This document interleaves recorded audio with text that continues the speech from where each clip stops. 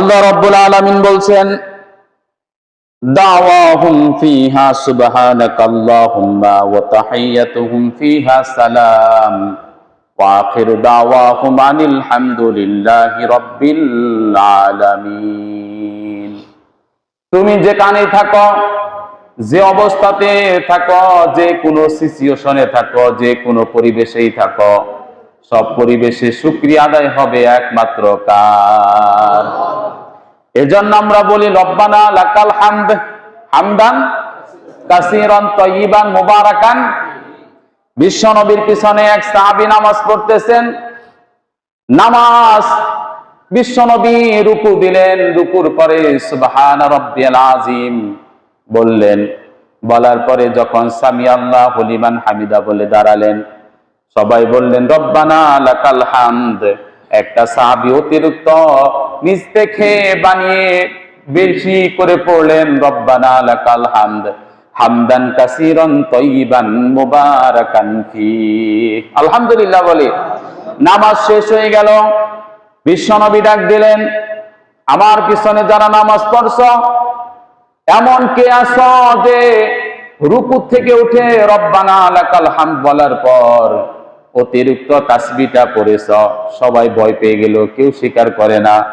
বিশ্বনবী অভয় দিয়ে বললেন, টেনশন করো না, আমি কিছু বলবো না, শুধু বলো কে ওই অতিরিক্ত তাসবিহটা পড়েছ।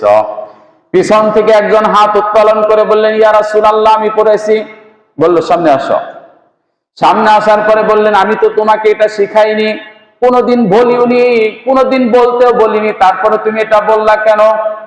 লোকটা বললেন, ইয়া রাসূলুল্লাহ, আল্লাহর অল্প অল্প প্রশংসা করলে আমার দিলটা শান্ত হয় না, কলিজাটা ঠান্ডা হয় না, আমার ভালো লাগে না।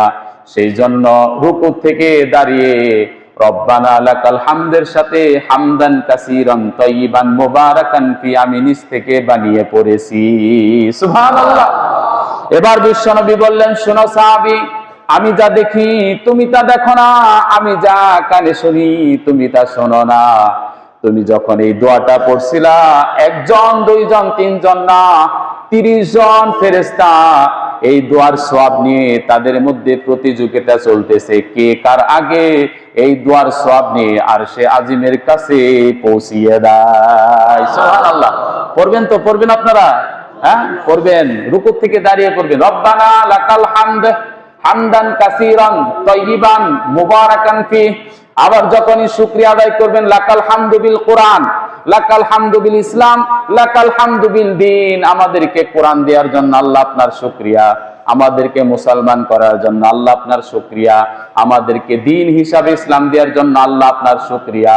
শুকরিয়ার শুকরিয়া, শুকরিয়া আদায় করলে নিয়ামত বাড়ায় দিবেন আমাদের আল্লাহ। সুবহানাল্লাহ।